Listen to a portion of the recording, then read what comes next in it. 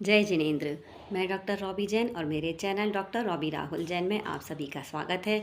आज हम बात करते हैं पित्त कफश प्रकृति के बारे में। द्विदोषज प्रकृति के अंतर्गत पित्त कफश प्रकृति के बारे में आज हम बात करते हैं। हर व्यक्ति के शरीर में वात पित्त कफ तीनों दोष हमेशा उपस्थित रहते हैं, लेकिन जब इन तीनों दोषों में किन्हीं दो दोषों की प्रधानता होती है तो उसके अनुसार हम द्विदोषज प्रकृति का निर्धारण करते हैं। मान लीजिए किसी व्यक्ति के शरीर में पित्त का प्रतिशत 40% है और कफ का प्रतिशत 40% है, लेकिन वात का प्रतिशत 20% है, तो उसके अनुसार हम उस व्यक्ति की प्रकृति को पित्त कफश प्रकृति कहते हैं। और इसी प्रकार हमें पित्त कफश प्रकृति में सम्मिलित लक्षण देखने को मिलते हैं। हम बात करते हैं किसी व्यक्ति की हाइट या पर्सनालिटी की, तो पित्त कफश प्रकृति का जो व्यक्ति है वो मीडियम से लार्ज हाइट में हमें देखने को मिलता है। पित्त के गुण के कारण उनका वेल मेंटेन फिजिक होता है, वेल फॉर्म्ड होता है, और कफ के कारण पूरी बॉडी में फैट डिपोजिशन प्रॉपर होता है। उनका शरीर बिल्कुल भी क्रश नहीं होता, मीडियम से थोड़ा सा लार्ज शरीर हमें देखने को मिलता है।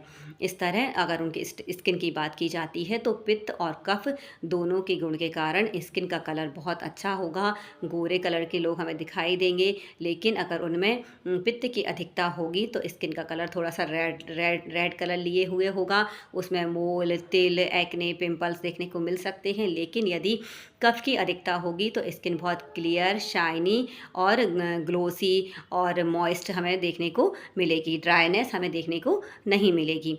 इसके बाद बात करते हैं हेयर्स की, तो पित्त कफश प्रकृति के व्यक्तियों के हेयर बहुत सिल्की, शाइनी, हल्के स्ट्रेट या कर्ली हमें देखने को मिल सकते हैं, बहुत स्ट्रॉन्ग रहेंगे, हैवी रहेंगे। लेकिन यदि पित्त की प्रधानता ज़्यादा है तो बालों में कभी कभी समय से पहले ग्रेइश होना, वाइटिश होना या झड़ना यह हमें देखने को मिल सकता है। इसी तरह अगर फीचर्स की बात करते हैं, forehead, eyes, nose, lips, ears, तो यह सारे फीचर्स मीडियम साइज़ के होंगे या फिर लार्ज से थोड़ा सा ब्रॉड साइज़ हमें देखने को मिल सकता है। मतलब बड़ी बड़ी आँखें, बड़ी नाक, बड़े बड़े कान, इस तरह हमें या फिर मीडियम साइज़ के आँख, नाक, कान ये देखने को मिल सकते हैं।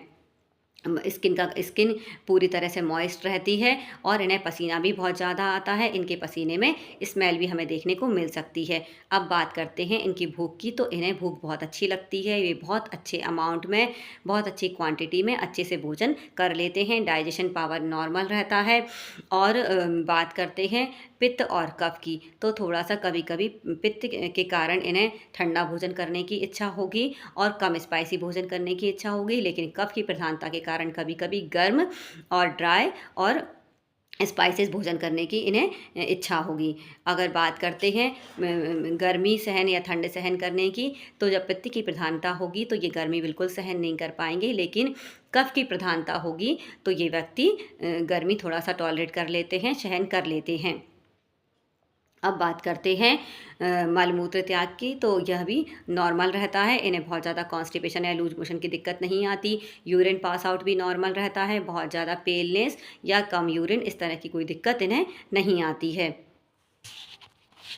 स्वभाव की अगर बात करते हैं तो पित्त के स्वभाव के कारण कभी इन्हें गुस्सा आ सकता है, ये अग्रेसिव हो सकते हैं। लेकिन कफ के स्वभाव के कारण, कफ की प्रधानता के कारण इन्हें बहुत ज़्यादा गुस्सा नहीं आता। ये शांत रहते हैं, स्थिर रहते हैं, स्टेबल रहते हैं और इनकी बहुत मधुर वाणी होती है और इनका पिच बहुत क्लियर होता है, प्रोनाउंसिएशन बहुत क्लियर होता है। पित्त के कारण ये बहुत मैनेज लाइफ जीते हैं, बहुत वेल फॉर्म्ड लाइफ रहती है, वेल मैनेज लाइफ रहती है, हर चीज़ को बहुत ऑर्गेनाइज करके रखते हैं, बहुत व्यवस्थित लाइफ रहती है। और कफ के कारण हर कार्य को बहुत स्थिर होकर और धीरे धीरे शांत चित्त होकर ये कार्य को करते हैं। तो हर कार्य को प्रॉपर तरीके से पूरा ज़रूर करते हैं। किसी भी कार्य को पूरा प्रॉपर तरीके से करेंगे, वेल प्लानिंग करेंगे, उसके बाद उस कार्य को बहुत तरीके से सुव्यवस्थित तरीके से वह पूर्ण करते हैं।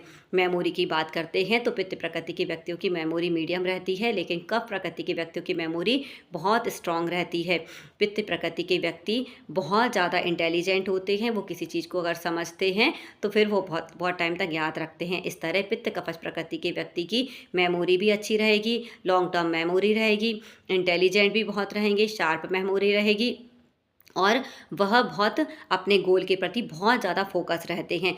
पित्त के कारण वह अपने गोल को पाने में, अचीव करने में बहुत फोकस रहते हैं, और कफ के गुण के कारण वह उसको पाने के लिए सतत निरंतर प्रयास करते हैं और फिर उसमें सफलता जरूर पाते हैं। मान लीजिए कोई पित्त कफश प्रकृति का व्यक्ति है, वह किसी एग्ज़ाम की तैयारी कर रहा है या किसी प्रोजेक्ट को उसे दिया गया है पूरा करने के लिए, तो वह उसको वेल प्लानिंग करेगा, प्रॉपर उसके बारे में पहले सोचेगा कि इसे कैसे पूरा करना है, किस तरह पूरा करना है, फिर उसको पूरी तरह से पूरा करने के लिए अपना 100% देगा और फिर वह अपने कार्य को पूरा ज़रूर करता है, अपने लक्ष्य को पूरा ज़रूर करता है। तो यह एक गुण उनमें देखा जाता है। दोस्त इनके अच्छे होते हैं और बहुत सारे दोस्त भी रहते हैं, इनका व्यवहार भी अपने दोस्तों से बहुत अच्छा होता है। अगर ये लीडर बनते हैं तो अपनी टीम को लेकर बहुत अच्छे से चलते हैं, क्योंकि पित्त के कारण लीडरशिप अच्छी होती है और कफ के कारण इनका व्यवहार बहुत अच्छा होता है, बहुत शांत नेचर के होते हैं। इस तरह पित्त कफश प्रकार के व्यक्तियों में हमने देखा कि उनकी शारीरिक संरचना, उनका व्यवहार, उनकी लाइफ स्टाइल कैसी होगी। अगर लाइफ स्टाइल की बात करते हैं तो इन्हें नींद बहुत अच्छी आती है कफ के कारण, लेकिन पित्त के कारण ये अलर्ट भी बहुत अच्छे से होते हैं। मतलब यदि कोई व्यक्ति पढ़ाई कर रहा है तो वो टाइम से सोगा, टाइम से उठेगा, क्योंकि पित्त के कारण हर चीज़ का एक मैनेजमेंट रहता है, उनकी एक प्रॉपर रूटीन रहती है, उसको वो फॉलो ज़रूर करते हैं।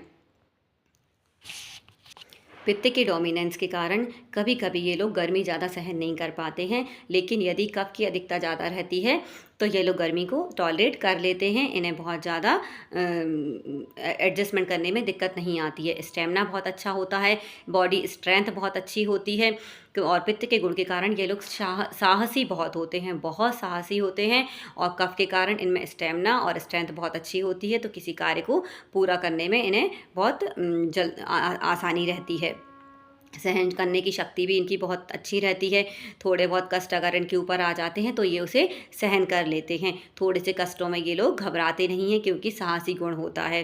तो इस तरह हमने देखा कि पित्त कफश प्रकृति के व्यक्ति की मानसिकता कैसी होती है, उनकी शारीरिक संरचना कैसी होती है, उनका स्वभाव कैसा होता है, लाइफ स्टाइल कैसी होती है। लाइफ स्टाइल उनकी बहुत मैनेज, बहुत व्यवस्थित, सुव्यवस्थित तरीके से रहती है। इस तरह यदि दो व्यक्ति हैं जिनकी प्रकृति पित्त कफश प्रकृति है, उसके बाद भी उन दोनों व्यक्तियों के स्वभाव में, मानसिक लक्षणों में, उनके व्यवहार में और उनकी लाइफ स्टाइल में हमें अंतर देखने को मिल सकता है। क्योंकि यदि दो व्यक्तियों में मान लीजिए कि पित्त कफश प्रकार के व्यक्ति, एक व्यक्ति ऐसा है जिसमें पित्त की अधिकता ज़्यादा है, तो उसमें थोड़े से पित्त के गुण ज़्यादा देखने को मिलेंगे। लेकिन यदि किसी में कफ दोष की प्रधानता ज़्यादा है तो उसमें कफ के लक्षण हमें ज़्यादा दिखाई देंगे। इस प्रकार हमें प्रकृति का अगर परीक्षण करना है तो हमें बहुत ज़्यादा व्यवस्थित उन लोग जिसका हम परीक्षण कर रहे हैं उसे देख कर, उसकी शारीरिक संरचना को देख कर, उसकी लाइफ स्टाइल को जानकर, उनसे प्रश्न पूछकर इस तरह हम उनकी प्रकृति का निर्धारण कर सकते हैं। अगर आपको मेरी दी हुई ये जानकारी पसंद आ रही है तो आप मेरे वीडियो को लाइक कीजिए, शेयर कीजिए, मेरे चैनल को सब्सक्राइब कीजिए, और इस तरह की और जानकारी जानने के लिए आप मेरे चैनल से जुड़े रहिए।